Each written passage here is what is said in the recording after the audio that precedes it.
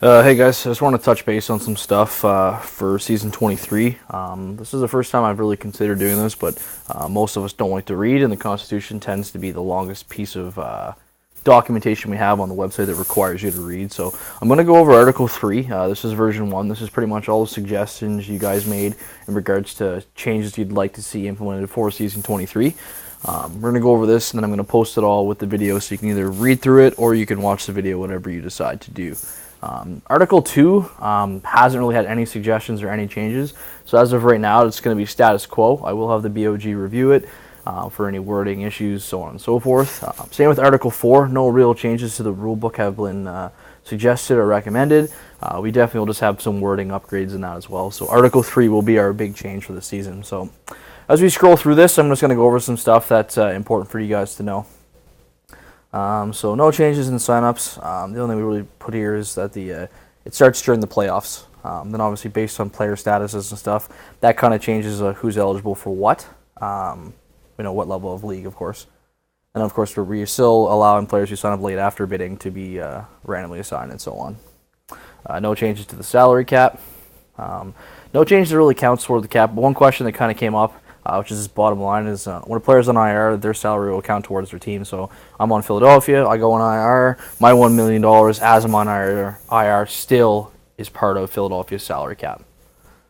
So continue on. Exceeding the cap is nothing. No changes to exceeding the cap. No changes to the positional lock and stuff. That's all the same as well.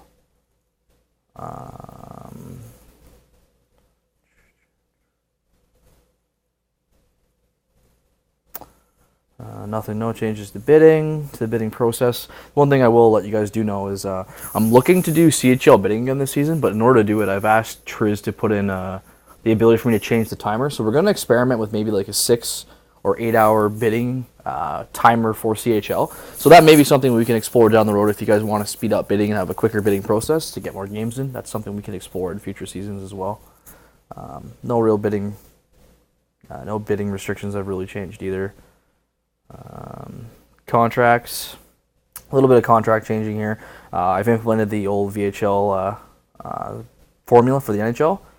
That'll give you guys, it won't be noticeable this season or next season. First season of NHL 17, you may have, you may end up with 6-7 players, including your GM and owner, that are under contract moving into the season. So this is going to allow us to have a better flow of players into bidding, which is kind of what we were hoping for. And in the AHL, we changed this too. So AHL, say they have 7 bidding spots. So once those bidding spots are done, all those guys automatically get a 1-year deal, and then we're going to give the AHL an additional 5 contract years to offer to those players, so then they can go from there with their 5 contract years. We'll explore that after a couple seasons. Maybe we'll reduce it again. Maybe we won't. No major changes for contract restrictions. Just make sure that you guys understand that any prospect or random assigned player can't be re-signed. That's just the biggest thing about that section. So in here we cleaned up some of the wording. So after completing 15 games or drafted in NHL, prospect player will be graduated from to an amateur player. So the thing about this is we're not going to allow this to happen mid-season. The kicker too for this is anyone who is drafted in this year's draft will become amateur players. So we don't have a draft pick status anymore. We're just going to have an amateur player status. That's the biggest thing for you guys to understand. The other thing we're looking at doing too is amateurs are going to remain waiver exempt when they're moving from the NHL to the AHL, but they will be placed on waivers when they go from the AHL to the AHL training camp. So maybe this is still a little confusing. Maybe I'll touch this up a bit more to make sure this is understood that player statuses do not update during the season. So scroll down to a prospect. So prospect, hasn't played in the league before. So once the season ended, prospect players completed 15 games in the CHL, they'll be graduated to amateur status. So these do maybe contradict a bit, so we will change this wording on this one to make it match this one. So it's very clear that player statuses at this point in time will not be changing during the season. No changes to random assignment. That's all the same for us. No major changes to the ban stuff. The only real thing we have to keep in mind is the fact that everything this season is going to be minimum 2 season. We're getting rid of the 1 season altogether. We had some commitments issues last season, so let's get away from it, make everything 2 seasons, and we'll go from there. So as it says here, first degree, 2 season, second degree, 3 season. That's kind of the direction we're going to go when it goes to bans. No real changes to ban buyouts. Everyone knows they're not eligible for one. If they're a manager, buyout procedures, restrictions, nothing. No changes to waivers and send-downs.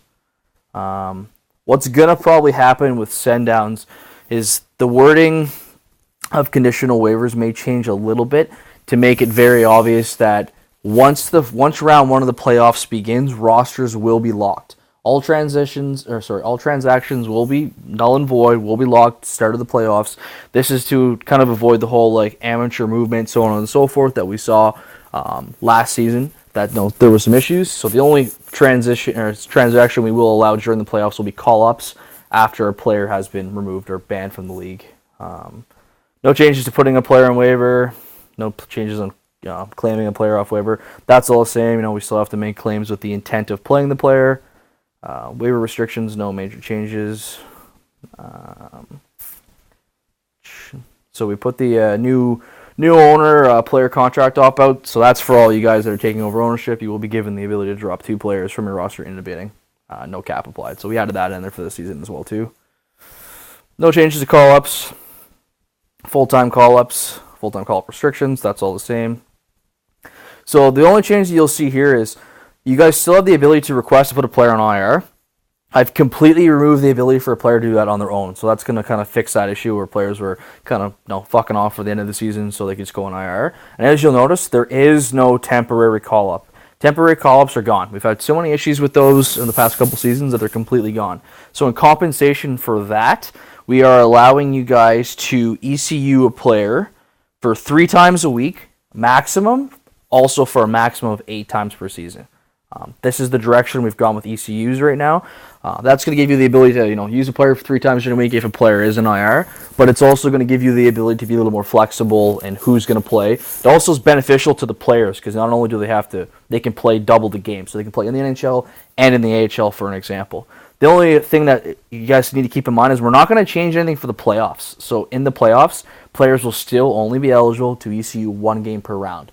This will put more value on your training camp and more value on your affiliate players to have multiple options for them to fill in during a playoff run. So no change to random assignment. That's all the exact same. No changes to assignment restrictions. Trading, no changes to that at all. It's all the exact same. The only thing I will notice, if you guys have not noticed, is there is a message box now in the trade section. Triz did add, so feel free to use that for your own use. Feel free to use that for no compensation trades. So if you both type in there that you both agree to having no compensation for the trade, that saves you from PM and the BOG. That's good enough and acceptable to me. So just keep that in mind. That'll be definitely to our advantage. Trade compensation right now is all in purple because KPY put all of his suggestions and ideas in the office. Seems like there's been no real complaints, so KPY will be giving me an updated version of this, which I will implement in a separate PM to you guys to understand. So that's what we're going to expect for next season. No changes to player trade requests or the restrictions that come with them. That's all exactly the same. So keep that in mind. It's all linked to their contract. So depending on if you have a contract of a player, keep that in mind.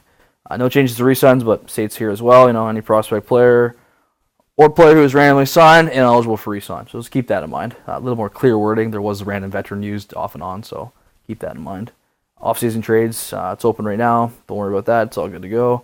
This sign and trade window, I'm going to have to change the wording because we got rid of that completely based on how we changed the ID. So I'm going to change the wording of this coming up soon too to reflect how we're really doing it. Retirements, no change to retirements. It's open currently right now, so if you have players who want to retire, let them know.